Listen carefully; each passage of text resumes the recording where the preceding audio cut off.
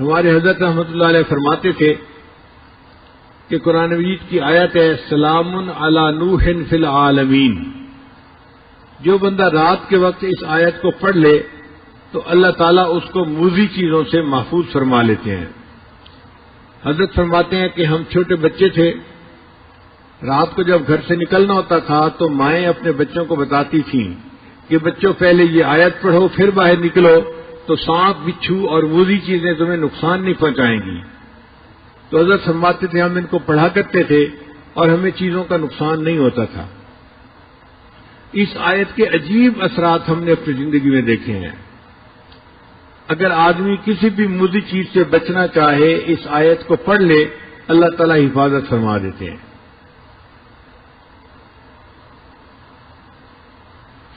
ہمیں سفر میں کئی مرتبہ مشکل پیش آتی ہے.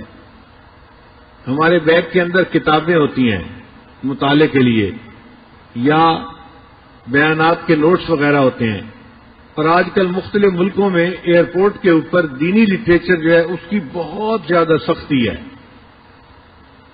یعنی ایسے تو کسی کے پاس سے اسلحہ نکل آئے تو اتنی سختی نہیں کرتے جتنا دینی کتاب کوئی نکل آئے تو اس پر سختی کرتے ہیں. ایک مرتبہ دبئی ایئرپورٹ پر میرا چھوٹا بیگ تھا ہینڈ کیری جس کو کہتے ہیں، اس میں بیانات کے پیپر تھے. تو جب پاسپورٹ چیک کروانے کے بعد ہم آگے نکلے تو مشین والے نے چیک کیا اور اس نے میرا بیگ کھول کر دیکھا اور مجھ سے پوچھا کہ یہ کیا ہے. میں نے اسے بتایا کہ بھئی یہ میرے نوٹس ہیں، میں نے کتاب پڑھی اور جو مجھے پسند آئی بات وہ میں نے اس کے اوپر لکھ لی ہے. خیر وہ بندہ خاموش ہو گیا، اس نے بیگ بند کر دیا. جب آگے نکلے تو آگے ایک اور بھی چیک پوسٹ تھی. انہوں نے دوبارہ پھر بیگ کو چیک کیا.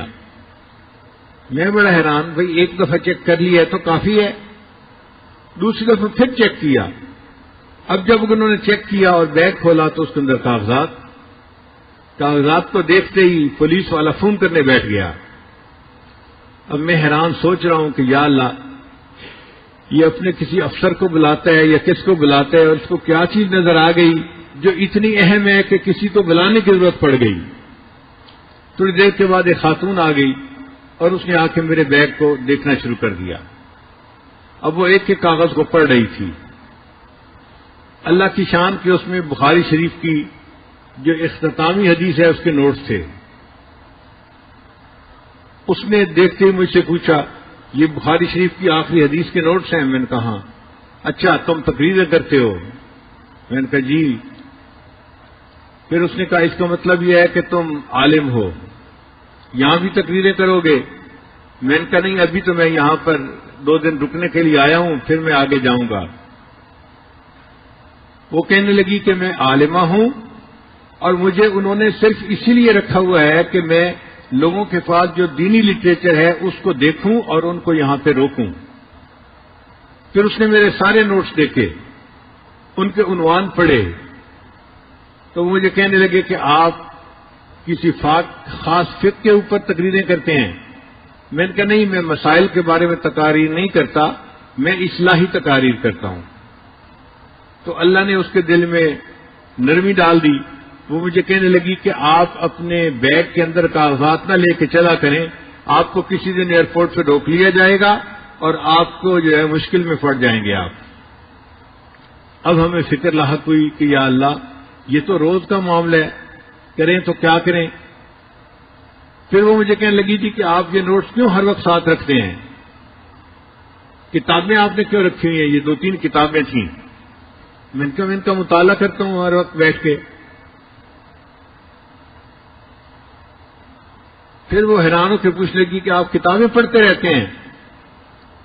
تو میں نے اسے کہا کہ اس عمر میں اب کتابیں نہیں پڑھوں گا تو کیا ویڈیو گیم کھیلوں گا بیٹھ کے. تو اس بات پہ وہ ہنس پڑی، کہنے لگی اچھا ٹھیک ہے آپ جائیں. تو میری جان چھوٹ گئی. پھر اس کے بعد ہمیں پریشانی ہوئی کہ یا اللہ اب ان نوٹس کا کیا کریں، ہمیں ضرورت بھی پڑتی ہے، مختلف جگہوں پہ جانا ہوتا ہے، کبھی یہ بیان کرو کبھی وہ بیان کرو، تو نوٹس کا ہونا بھی ضروری اور ہیں بھی پابندیاں. تو ذہن میں خیال آیا کہ ہم قرآن مجید کی اس آیت کو کیوں نہ پڑھ لیا کریں. چنانچہ اس کے بعد تقریباً 8 سال ہو گئے ہیں یا 10 سال، میں جہاں جس ایئرپورٹ پہ بھی جاتا ہوں، جہاں بیگ چیک کرنے کی مشین ہوتی ہے یا عملہ ہوتا ہے، میں یہ آیت پڑھ کے ان پہ پھونک دیتا ہوں، وَجَعَلْنَا مِن بَيْنِ أَيْدِيهِمْ سَدًّا وَمِنْ خَلْفِهِمْ سَدًّا فَأَغْشَيْنَاهُمْ فَهُمْ لَا يُبْصِرُونَ۔ اللہ کی شان دیکھیں کہ پچھلے پھر 8-10 سال میں پھر کسی نے کبھی مجھے کھڑا نہیں کیا۔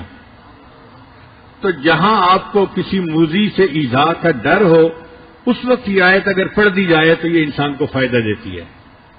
پھر ہم نے اس کا تجربہ اور بھی کیا کہ مثلا ایک بچی ہے، اس کی شادی ہوئی اور اب اس کو ساس بہت تنگ کرتی ہے، اس نے جینا حرام کیا ہوا ہے، یا اس کی نند ہے وہ اس کو تنگ کرتی ہے، تو ہم نے کہا کہ بھئی آپ صبح صبح اٹھا کریں، فجر کی نماز بھی پڑھا کریں اور یہ آیت پڑھ کے ان پہ دم کر دیا کریں، اللہ تعالیٰ ان کے شر سے حفاظت فرمائیں گے۔ ہم نے جتنے بندوں کو یہ بات بتائی 100% اس کا نتیجہ پایا ہم نے، ہر بندے نے کہا اللہ نے ہمیں ان کے شر سے نجات عطا فرما دی۔ پھر اس کا ایک اور بھی استعمال ہے کہ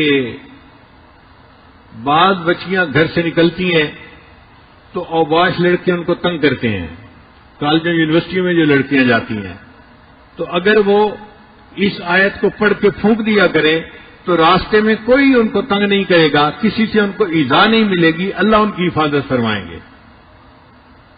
تو اس آیت کے بہت سارے فوائد ہیں جو انسان ظاہری زندگی میں بھی حاصل کر سکتا ہے۔ وَجَعَلْنَا مِن بَيْنِ أَيْدِيهِمْ سَدًّا وَمِنْ خَلْفِهِمْ سَدًّا فَأَغْشَيْنَاهُمْ فَهُمْ لَا يُبْصِرُونَ۔